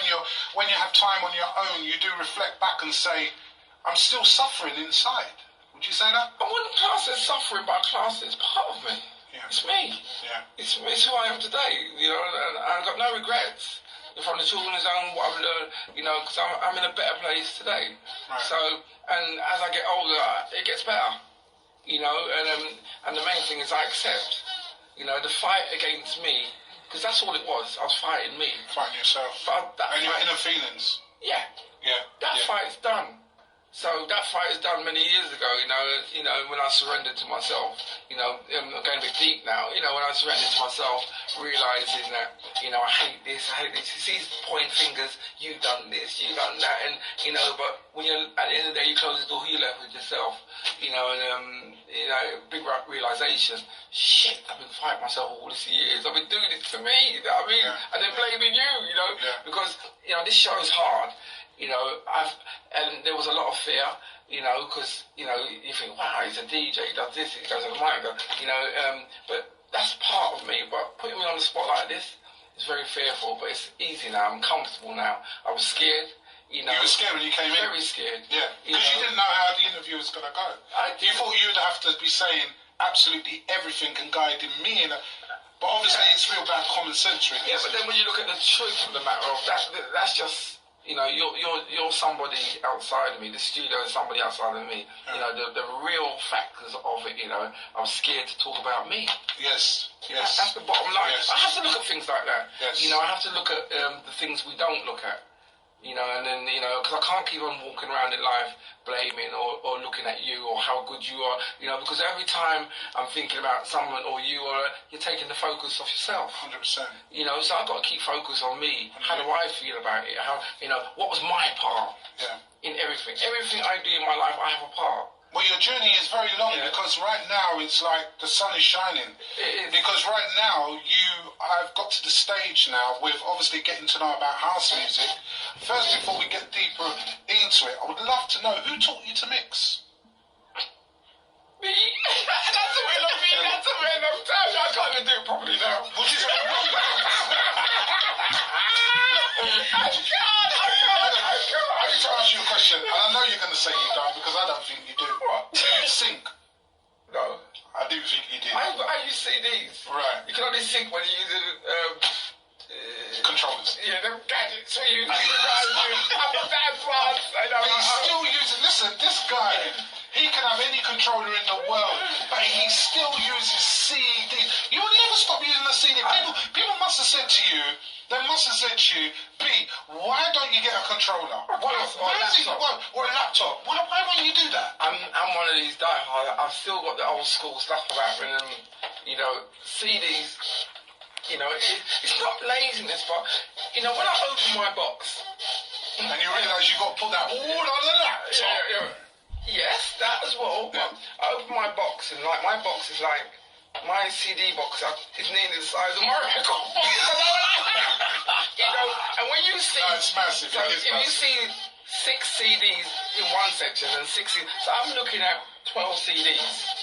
And every one of them got, so I could see it, I could feel it, it's tangible. You know, I could see. You like the feel of it? I like the markings on it, and I can see I'm grabbing that CD. When you're on USB sticks or anything, you've just got one little screen, and you got. By the way, I'm the only DJ what doesn't know the names of the artists. if you ask me to tune of it, I'll be yeah. I'm like yeah. But if you ever knew, I'm so much. Do you know what I mean? I'm a guy, right? I hear the music. And it's crazy, lad. He brings all the artists to his gigs. Right, I listen to the music, you know, I like it, I buy it. That's it. That's what I need. And when I get it, some people go, well, how do you know? When I get it, I just write bad on it. And then if you look at my CD, every tune's got bad on it, right?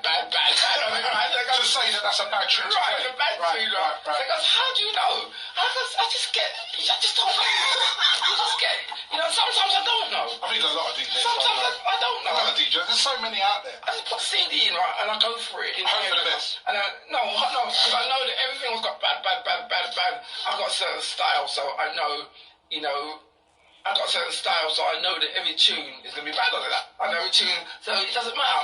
I can just pick it, but it's just me. I don't know names. You know, when somebody says, I'm doing my live feeds, and somebody goes, yeah, what's the name of that tune? I pretend I didn't see the message. I go to the next person. I go, pick up this person, you know. Because I don't want to say I'm a live feed. I'm sorry, but I don't know that. I mean, or some people can't just say, that tune is playing wrong, can you play it again? And because I don't know, some people hear me play one tune and never hear it again. Yeah. Even do I, because I get so many tunes I just don't know. It's just me, and I'm not going to correct it. It's me. So who taught you, before we go for a break, because we're going to get into a birth, and I would love to know how this birth came across, because Prophecy of House is humongous right now, which is obviously part of your brand as well, isn't it? Yeah. We're going to talk about that as well, but who taught you to mix? I taught myself, and it's only after all these years, we're talking over 20 years, you know, Creed, you know, is a good friend of mine, I've got to say. I was in a dance, I Creed, and I was mixing, and then he said to me, Boris, you can mix all right now. I go, just about, we burst out laughing. It's taken me about 20 years to learn how to mix. You kill it in a club. Obviously, I've worked with you. You kill it in a club. Oh, my God. You kill it in a club. But I do what I do, you know. I've always been able to kill it, you know, because I used to just throw the records in. I never used to mix. I used to just throw it in there. And everybody rocking, and all of a sudden everybody would just stand. You know what? Antonio Pascal's here. This is such a brilliant interview. I love this, not because I'm doing it, but his story is crazy. And I told you were going to get that story.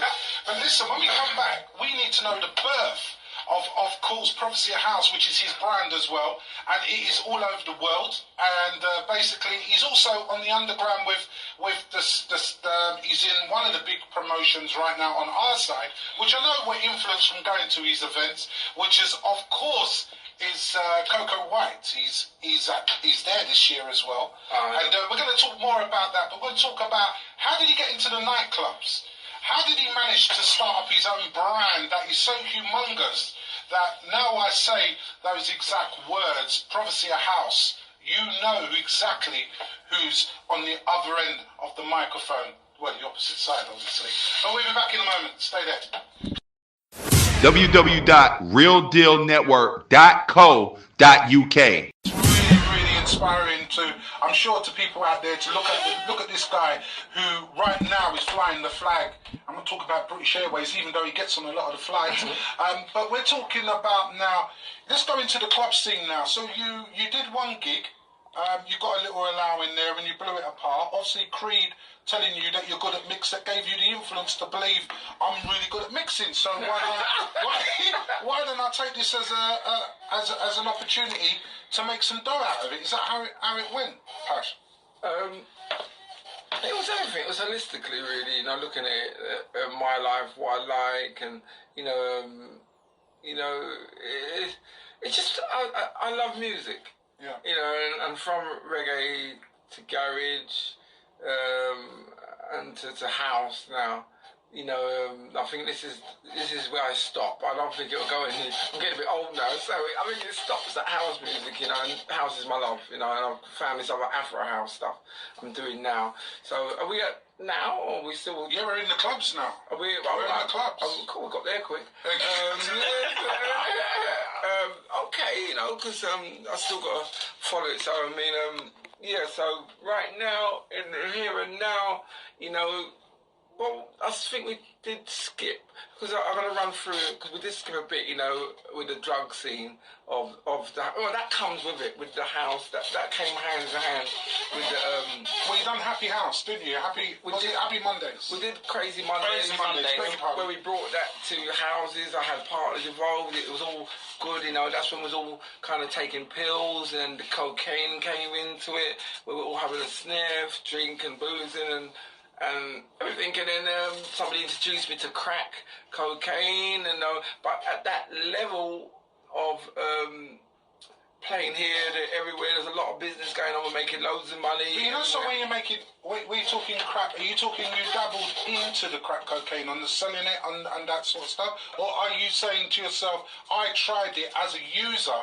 Because I'm quite surprised that you managed to come off it. Everyone says once you lick a bit of crack, you will never go back. You can't come off it. Is that true or not really? Well, I used to think that's a load of rubbish, what you just said, in the sense of, I used to think that way, that once you touch it, you can't get off it. But, so when I tried it, we was all out, there's a place called like Grazing Road, Crazy Monday, we all smoked crack. It was like smoking a cigarette, you don't look at it that you could be an addict.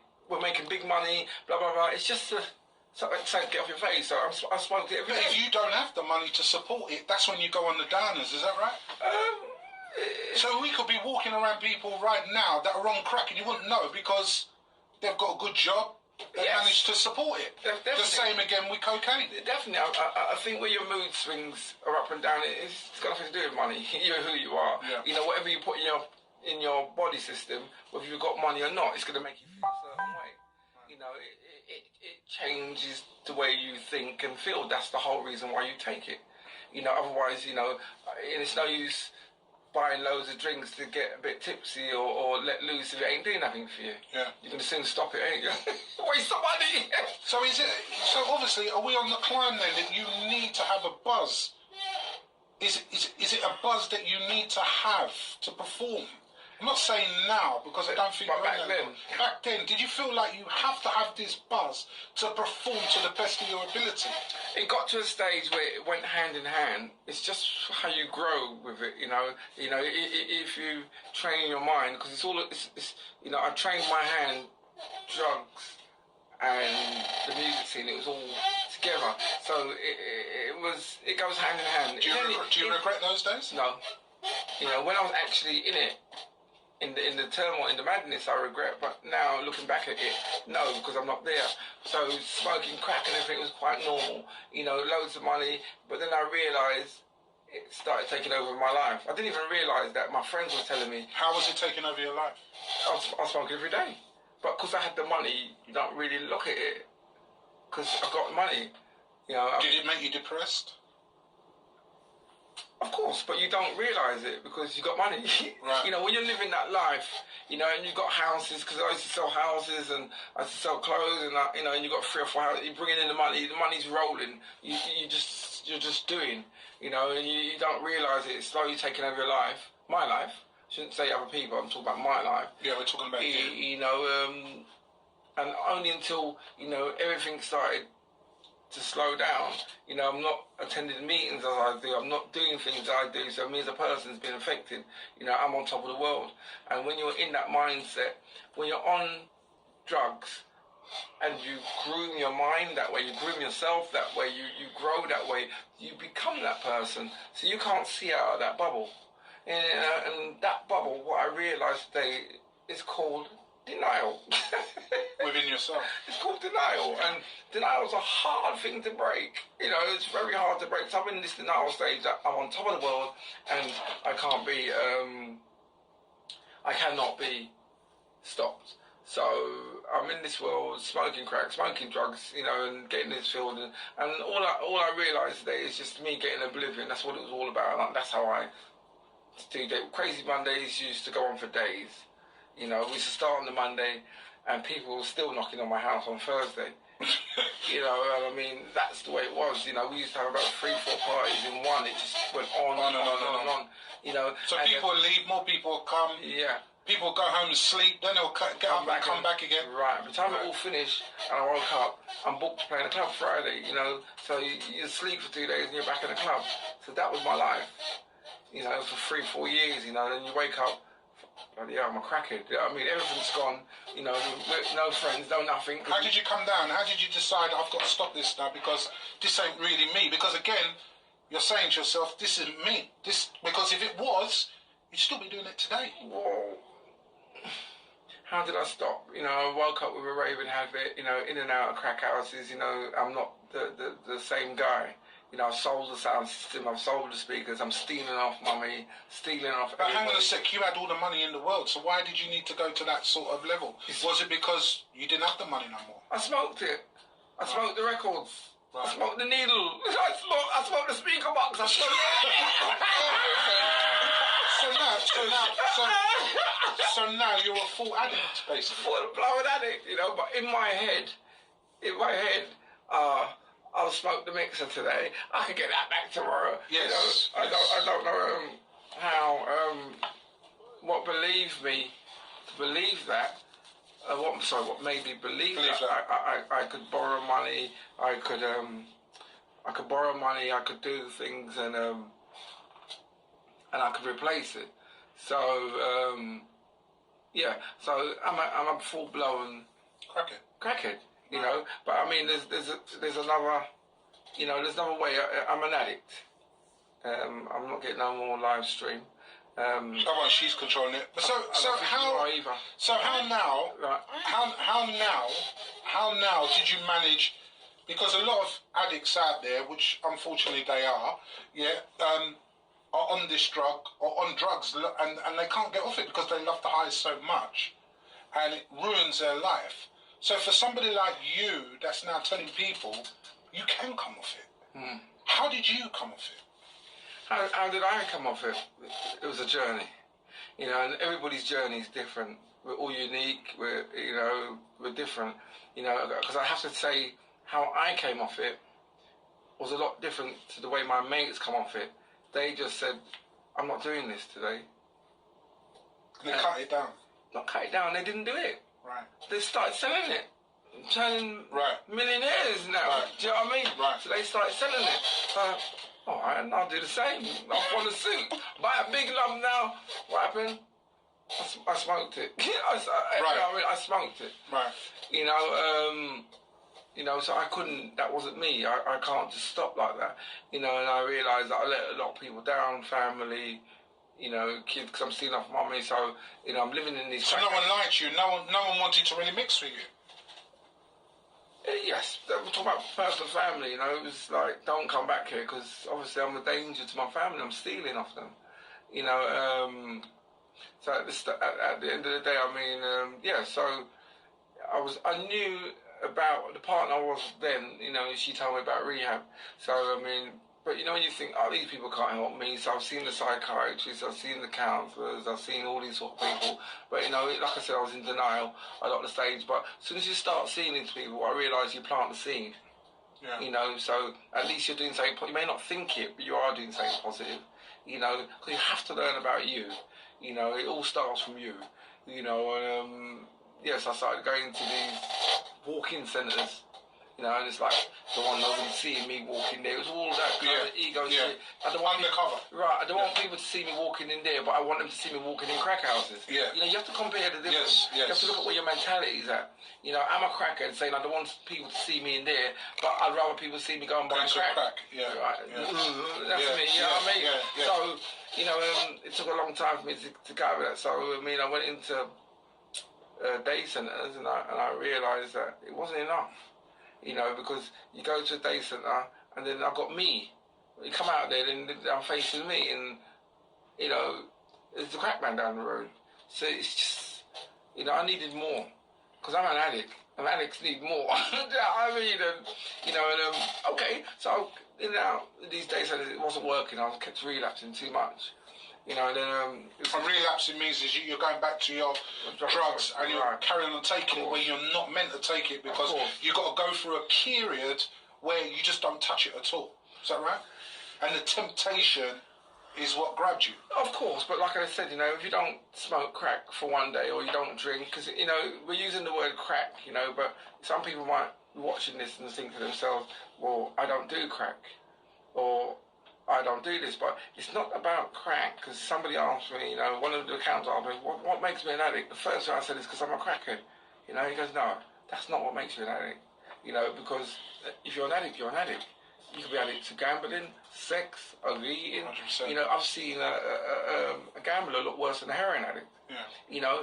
Everybody's different. An addict is an addict. We go through the same motions, same feelings, but it's just different drugs or different choices. And I thought, okay, this makes sense.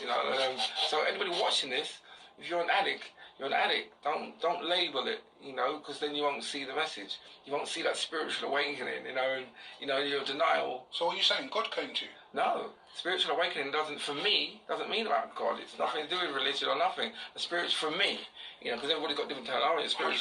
Spiritual awakening is like from one addict speaking to another, from me speaking to somebody. You could come and say, hey, Boris, boom, boom, boom, and then, boy, I'm awakened. Because we have the answers. They're in us. Yeah. All we have to be is awakened. Yeah. You just have to be awakened to your truth. Yeah. And then from once your truth is awakened, you have a different perception on things. You have the power. Yeah. So we just got to empower ourselves.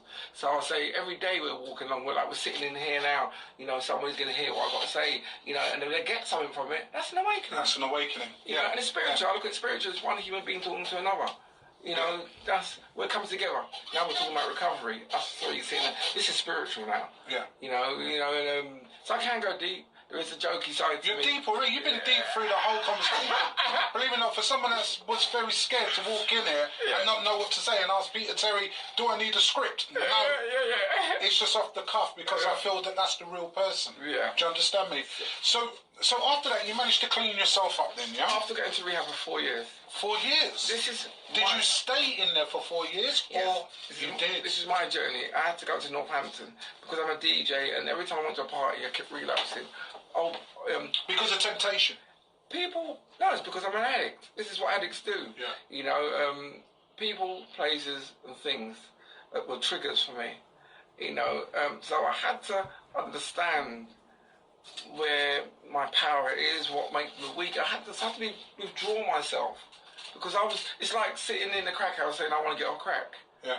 It's like going into the same raves and saying I want to get off crack. It's like moving with the same people, family, friends, because it could be your family what the problem. True. These are the decisions you have to take in life. So I had to remove myself from all things what set me off. Go there. It's like, this is a good example. It's like, you're in a big pot of soup, because when I go and do talks, I used to do talks. Do you go to schools and all that? And I think you would be a really good person to work in that field because what I find very irritating is that people that end up being a counsellor or something ain't got no experience about it, whatever, but they can dictate your life. Yeah. Where I feel that people like yourself that's been through it, seen it, wore the T-shirt, on a higher level as going into crack houses and being on all drugs and stuff like you could influence me more to come off it than somebody that hasn't got no experience at all. Do you agree? Yes or no? Because I can only talk about my recovery. I believe that it takes two because you have to have, for me, I had to have the experience of one addict talking to another, but then I had to have the therapeutic side, which is your cognitive side, that's your mind. Yeah. And then when you combine them together, it can be confusing.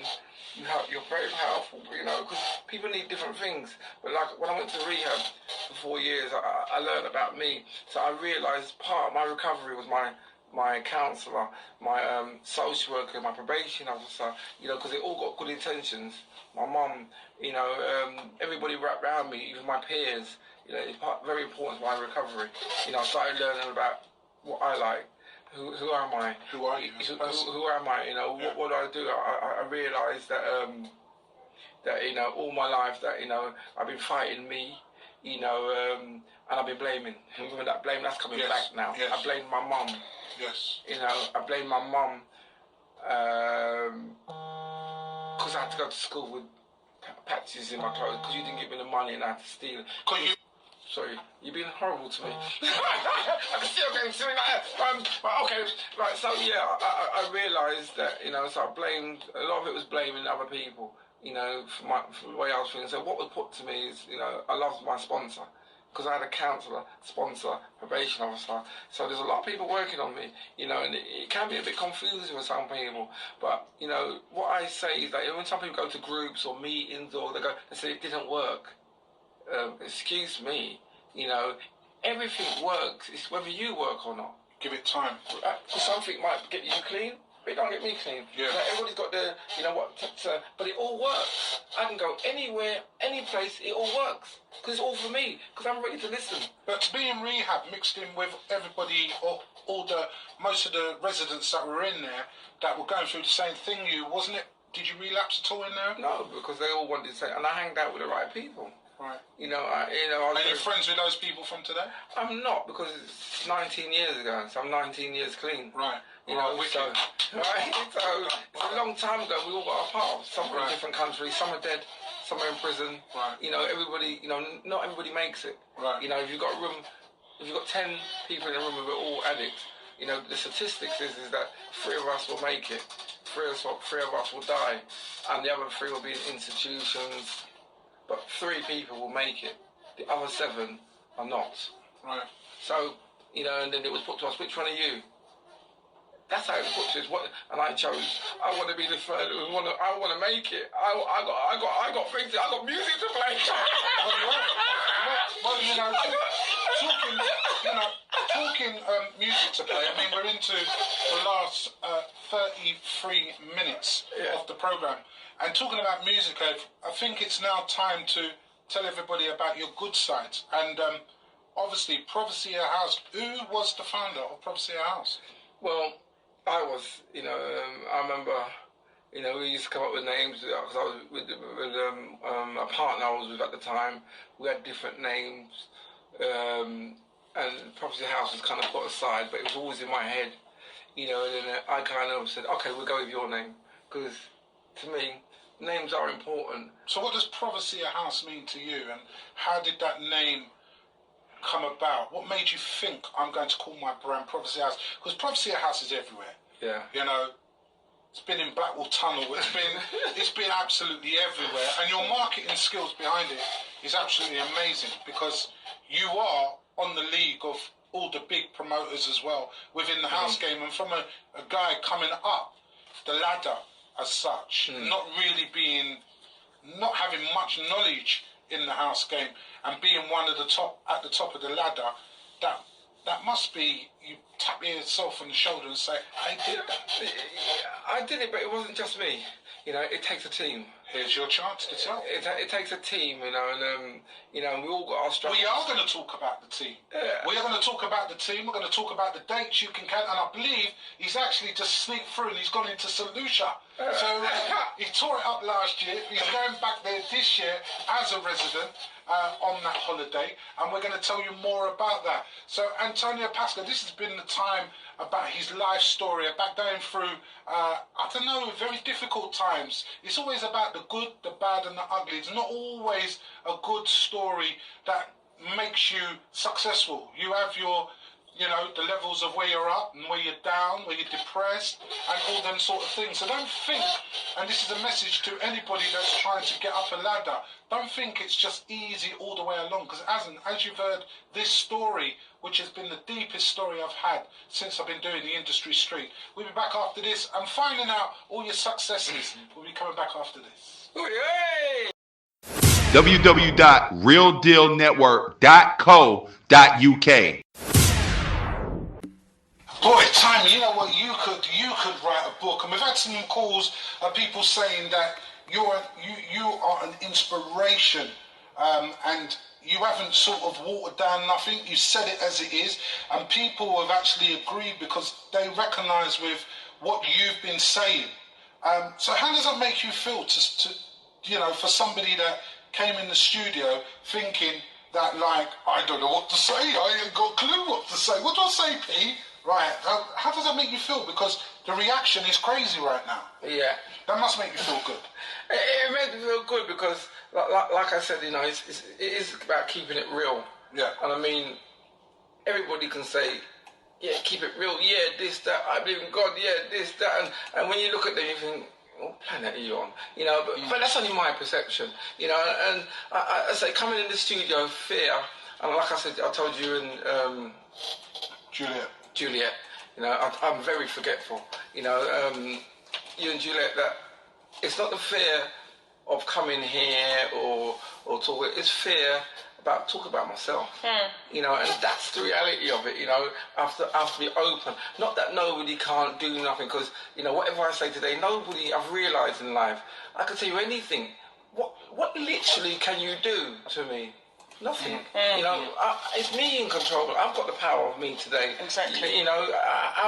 I have the power. So I can tell you anything. You could look at me, you could look down at me. It's not going to stop me from going to St. Lucia. No. It's not going to be putting food on my kids or, and this is what I realise in life. We're very fearful of what people think of us.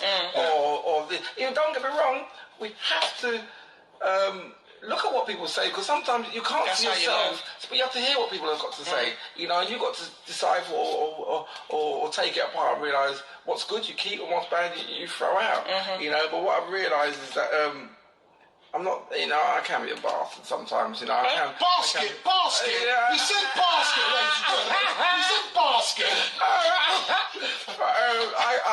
I can be, and when I'm at work, I'm not, or I'm in these parties, I've got different sides to me, I'll keep it real, I can argue, I can be rude, and because today I protect myself, and it's not about you, don't get me wrong, we all got to have respect for people, ourselves and everything, but, when I walked into this, it's about me. I was scared of exposing myself to you guys, because in my mind it does go through. I'm human, we all got feelings. If I wasn't fearful, I think I'll be back in that place where I had to shut down all my feelings. Yeah. I can ride with my feelings now, and answer to me. I don't have to answer to you. Just because me and you might be walking down the street and you see something, you bust out crying, and you look at me and say, well, why you ain't crying? How you know I ain't crying inside? I don't have to show you physical tears to show you that, and it's about two people understanding the mechanism of how people work, What do they say? Women are from Venus, men are from Mars. I believe so much in that saying, because we definitely are. We've got 20 minutes. We've got 20 minutes. Oh my gosh. And right now, we need to know, Provincia House is now the sun beacon all around you right now. Right. Obviously, must have got jealous people around it as well, I'm not surprised. But how did you manage to get a name brand so big? Because it is big. It's up there with everybody. You got all the major names. You got the Creeds, the CKPs, the Windrosses. You got everybody. You can ring up a phone. You can ring up anybody and say, right, I've got aquarium. I'm doing this weekend or next month. I want you on the bill, and nobody will say no to you. Right. How did you manage to get it to that state? Because with a team. I made the name Provincial House, but my team play a massive part of it, because it wouldn't be Provincial House without my partners, Tina Bling, we call her, and JP. Hi Tina, hi Jay, yeah. And us three together, shit isn't swearing. We make shit happen. Yes, we you do. We move. We've been around, me and Tina, we've been around, and John, we've been around a long time, from creation. So I like saying this word. It may sound rude, but I say, since some people are suck breasts, we've been about, We've been around, we've met the people, we know a lot of people, we've grown with these people, we've grown with all the big names and all that lot. And your database is humongous as well. Our database is us. Right. That sounds strange, isn't it? Our database, we know everybody. We are a growing database outside of us, but we're holders. we're the oldest, so we have to watch what we do, you know, because like I said, you know, we're big people. We don't want to be raving next to somebody with their trousers down to their kneecaps and, you know, with their hood wrapped around and all this, you know, that's just not me. Is that because you're saying you don't attract the younger generation, but the younger generation do try and get in your events because it's so successful? They do, they do, and I know that, you know, I know the younger generation are our future. But at the same time, I'm 53. You don't want to be raving with your son or your daughter.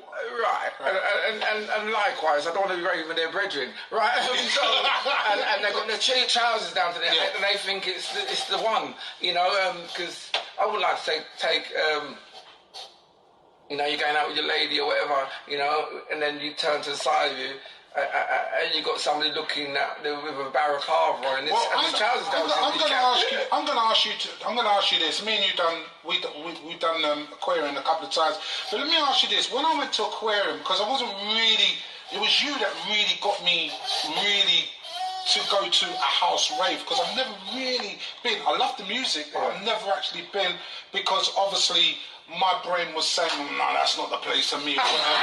But when I went in there, and the difference between our little raves, you know, the little circuit raves, like the Studio Expresses, the Special Touches, and all them type of raves, I've noticed that the clientele are very nice to you. It's like no one's screw face, no nothing. You go in, no one's watching what someone else is wearing. There's all different cultures in there and stuff like that. And so, obviously, that was the buzz that made you get into that, would you say? With the clientele? Remember, I've grown up. You know, it's how you grow. It's our culture, isn't it? You know, I suppose if I grew up, you know, in Trinidad, where my mum is from, you know, that's the culture. So I suppose I've been influenced a lot around that. You know, but remember, I'm from 6. Me left here from 6 and all. So no, from 6. Well, children's homes. Right, right. So I've left home from the age of 6. So it's not, you know, life's open to me. I'm seeing Indian, white people, like all different cultures. Yeah. You know, so I've learned, and then going on to different institutions, even the touch of prison and rehabs, and you see, that's how I'm groomed. So most of my life is mixed. So that's how I want my raves. Well, you do a lot of raves, and you do all over the world as well. And as I say, you've got the grace of going to St. Lucia. You went last year. St. Lucia. You smashed it at Croatia. And, you know, obviously, to see your life from where you started off to where your life is now, that must be, I'm free of all that negativity, and I'm in the positivity now, and I'm really going to go. What level do you want to take it? That's me, no. I've got no goals like, I want this, and my life ain't mapped out like that, you know, even though it should be. I started life late, so I say I'm 53, but really and truly, don't get twisted, you know, I'm 28, you know, so don't get it twisted. So, you know, so you could say that 25 years have been kind of robbed of me, you know, so I'm back in that way, because I act like I'm younger than I am, and so I've got a lot to go, you know, and don't get me wrong, I talk to a few people, I wanna be where it wants me to be. Right. You know, don't get me wrong, I love the kids, you know, but my kids are big now. You know, do they come to your raves? I mean, I know you say you don't want those types. What do they think when they see everyone screaming Dad's name up there, and you know, because obviously they know you as obviously your name, but when they hear that he's representing you, you know, Antonio Pascal, this new, where did that name come from? Right, Antonio Pascal. Yeah. Well, Anthony Pascal is my real name. Right. Don't tell anybody. But I mean, that's good to know, because I thought that was a name you just made up. But no, my name's Anthony. I've always known you as Boris. But obviously, you know, and there's a meaning behind that name as well, isn't there? There is. You've got to tell us where that name comes from. Very quickly, the people I used to hang about with, as I know now, the so-called friends back in the day, many, many moons ago, they were haters, and they didn't like me as such. I'm just running through it, and they were very jealous of me. And they used to say I was the ugly one, and they were the pretty ones. And they said I look like Boris Karloff. So if you Google Boris Karloff, you know, he made the first Frankenstein, you know, and he looks like Frankenstein. So he said that I was very ugly. I'll never get a girlfriend, and he used to put me down, basically. And now I've grown up to realise, well, I'm not that ugly. I'm a bit better looking than Frankenstein. Yeah. And we're like, well, you're not that good looking yourself, are you? And I, okay, reverse psychology, So, and then he named me Boris. Right. And it stuck. It stuck. It stuck because he was a powerful figure in them days. Yeah. And then, it grew with me, so no matter that couldn't put me down. So when I stopped smoking crack and that lot, I had that name, and then I've changed my life around. You have changed your life around. So as I've changed around, why shouldn't my name change? I'm not the Boris no more. Let's have my real name. I'm Anthony Pascal. And then as time go by, because I named my daughter Antonia, I like that kind of name. I like that. Yeah. I'll be Antonio. It's got a nice ring to it as well. As a stage performer as well. There you go. And obviously you need a good name for a stage performer. Definitely. You couldn't be called Boris. Oh, Boris is up next. That sort of thing. But it rings really well. It rings really. But then people say like Antonio is kind of Spanish. It is, yeah. And then Latino. Pascal is French. Yeah. And then they go, when they hear that name, you think, they're not expecting a black guy to come. Right. Yeah. You think, where's he from? France? Where's he from? And I'm thinking to myself, I just put it easy. Pascal's my slave. But anyway, it goes deep, doesn't it? Yeah, it does ring a bell. My real name's Anthony Pascal, which is quite nice as well. But my stage name's Antonio Pascal. It really is. So where do we go from here? Because obviously now we're talking about your gigs. You've got some gigs coming up. Yeah. And as I say, you're in St. Lucia, you're doing Croatia, and you've got some more big gigs coming up as well, isn't it? What's your next baby? And what is, before we get into your next baby, what is the art of promotion, would you say, you need to put on a good event? Everybody's got different ways of doing it. There's just so many ways of skinning this cat, But, I mean, fundamentally, foundation, you've got to have your foundation, your followers. People make people. People make raves. It's like you as a character as well. You have to have a good personality. I've got a shit one. So have I. I've been told my face is like a mushroom all the time. Right. I don't smile. Right. But my partners, they're very good at it. They're people's people as well. And people warm to them more than me. But I mean, like, but then but you're popular. I've been to your rap. Everyone calls him. Like every 5 seconds, and so you're not that bad. But if you're real, and you catch me when I'm not raving, I'll be real. If you catch me when I'm at work, I don't. Your mind's thinking, isn't it? I'm focused. You're focused, and that's where I am. Even when I do my birthday or something like that, my mind's. I'm wondering what's this doing, because every time. That's why I don't play. Yeah. Every time I do my birthdays, I don't play. When I'm putting on an event, I don't play. And people say, "But Pete, you're a DJ as well. Why don't you play?" Because I can do just as good as they can do. Yeah. But I'm like, no, because every 5 minutes you're going to be called, and that's the same with you, isn't it? That's right. But obviously you've got more of a team around you that can deal with that side. Yeah. Definitely. And it's like a one big family. You have to have your family wrapped around you. And not everybody's trusted, but your family, like Tina and John, we make Property House.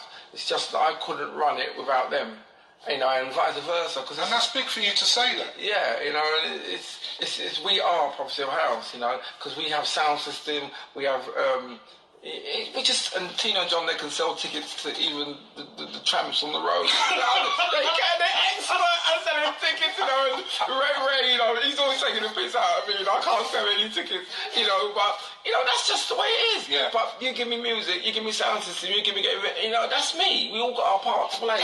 Boris, we're running out of time now. Do you have any regrets within your life, within your family, within your life with the kids? Is there anything you'd like to go back, and if you could change it? I would have. The only thing I would say is like I don't want to no regrets about my life. But I wish it would have happened. I said a lot sooner than 6.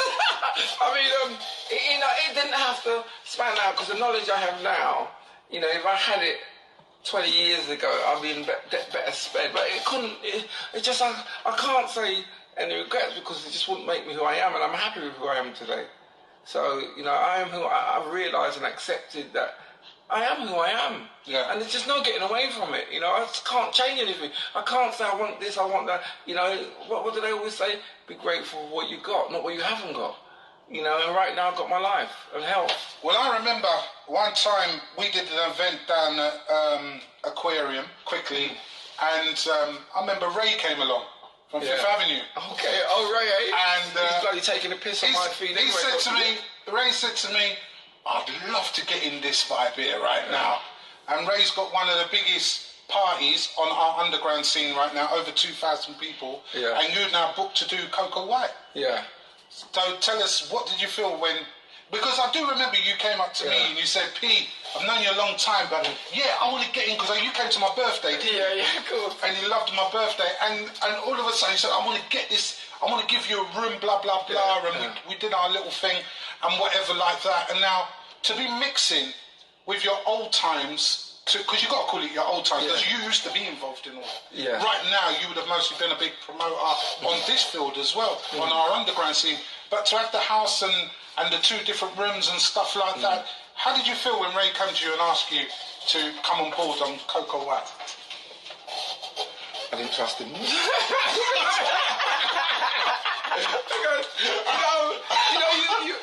Trust goes a long way. You have to, you don't know someone doing it. You've got to really know the person. What do you want? What do you want? I knew of the sound system. I wasn't in it. I didn't realise who Ray and Dodd and all these people was until they started, coming to the parties, and then, because for me to look at you, I can't look at you through music or how much money you got. I've got to look at who you are.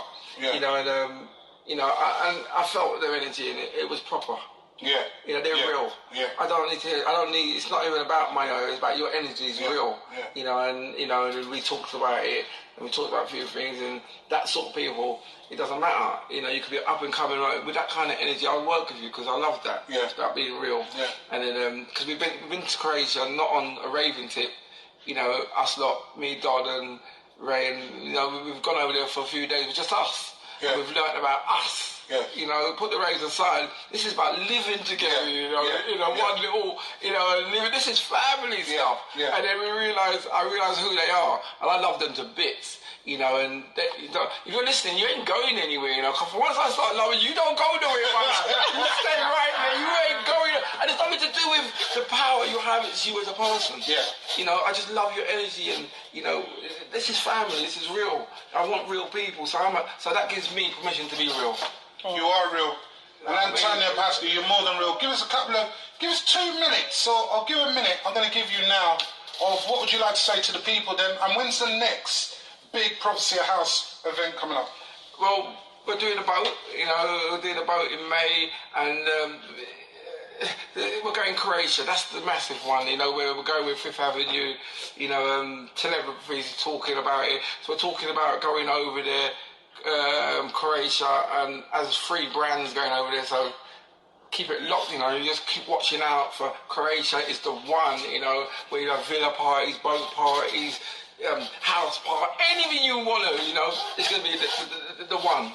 And I need to ask you really quickly, is there anybody you want to say thank you to quickly as well? Yeah, I wanted to say thank you to people in general, Tina, John, and they've been a big part of me, I've forgotten about my kids, because I'm sure my daughter's watching. She's been a bit of inspiration to me, and even my grandkids as well. Brilliant. Your granddad. Pardon? Your granddad. Long time. Long time. My grandkids are 14. Right, so just a quick one. Just a quick one for the people, who had an interest in the way I talk about drugs, or it's all about kind of keeping it real, and just, keep things moving. You just got to keep it moving and just be real to yourself. I'm just real to myself. You're more than real to yourself. Antonio Pascal, thank you for taking time, man, and spending a couple of hours with us. Anthony Pascal, I'd just like to say one thing before we say goodbye to you. This has been all about your life.